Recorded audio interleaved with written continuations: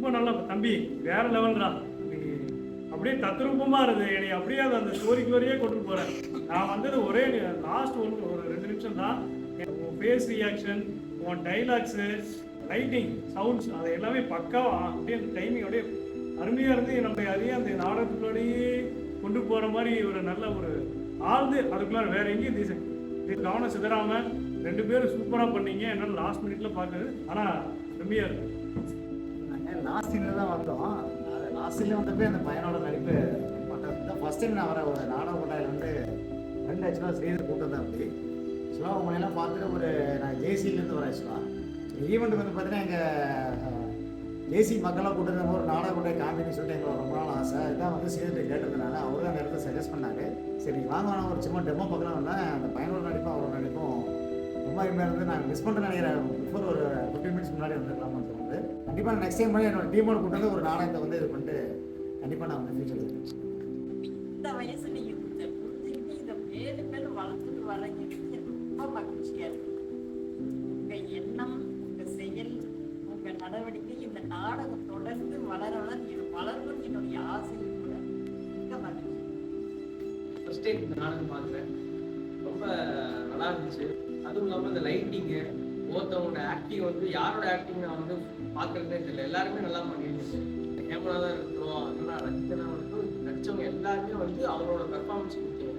யாரு பார்க்குறதுனே தெரியாமல் ஒவ்வொருத்தவங்களோட நடிப்பும் அது லைவாக பண்ணும்போது யாராவது ஒருத்தவங்க மிஸ்டேக் பண்ணாலும் தெரியும். ஆனால் வந்து அந்த லைவாக பண்ணும்போது எனக்கு தெரிஞ்சு இப்போ தான் ஃபஸ்ட் டைம் பார்க்குறேன். அப்படியே ஃபுல்லாக ஃபோக்கஸ்டாக அதுலேயே உட்காந்துட்டு ஓவரால் நாடகம் அவ்வளோ சூப்பராக இருந்துச்சு. அந்த அண்ணா கேரக்டராக நடிச்சது, அம்மா கேரக்டர், அப்பா கேரக்டர் ஒவ்வொருத்தருமே சூப்பராக இருந்துச்சு. அந்த லைட்னிங்கு, அந்த டைவர்ட்டே ஆகலை, அவ்வளோ சூப்பராக இருந்துச்சு. நிஜமாலுமே இந்த இதில் நாடக கொட்டாய்க்கு வந்தோம், தம்பிங்க நாடகம் பார்த்தோம். அவ்வளோ சிறப்பாக இருந்தது. எளிமையாக எல்லா மக்களுக்கும் புரியுற வகையில் இருந்தது. எங்கள் பிள்ளை கேட்குறா, 3 வயசு குழந்தை கேட்குறா, அவளுக்கே புரியுது. நீங்கள் பேசுறது பிடிக்காதுன்னா ரொம்ப சிறப்பாக இருந்துச்சு. கருத்து ஒரு புத்தகமாட்ட இல்லை, எளிமையாக புரியுற மாதிரி சிறப்பாக பண்ணியிருந்தாங்க. குறைவாக இருந்தாலும் ஆனால் நீங்கள் நடிச்சது பார்த்தீங்கன்னா நிறைய கூட்டங்கள் இருக்கும்போது எப்படி நடிச்சீங்களோ அதே மாதிரியான ஃபீல் தான் இருந்தது. ரொம்ப ஆர்வமாக இருக்கும், நல்ல சுறுசுறுப்பாக இருக்கும், அந்த ஒரு எண்ணத்தோட நல்லா நடிச்சீங்க. ரொம்ப எனக்கு ரொம்ப மகிழ்ச்சியாக இருக்கு. நான் 4வது முறையாக பார்க்குறேன். அதாவது இந்த நாடகத்தில் வந்து ஒவ்வொரு நாளும் ரொம்ப மெருகேற்றிட்டு வர்றாங்க. முதல்ல கட்டியக்காரனாக ஆரம்பத்தில் வந்தப்போ தம்பி ஒருத்தர் தான் வந்தார். இன்னைக்கு 3 பேர் ரொம்ப அருமையாக செஞ்சாங்க. கட்டியக்காரன் கேரக்டர் வந்து ரொம்ப குஷியாகவும் சந்தோஷமும் எல்லாரும் ஏற்கிற மாதிரி ரொம்ப நல்லா இருந்துச்சு. அதுக்கப்புறம் நடந்த ஒவ்வொரு சீனுமே அந்த ருக்மணி அம்மா ரொம்ப சூப்பர்.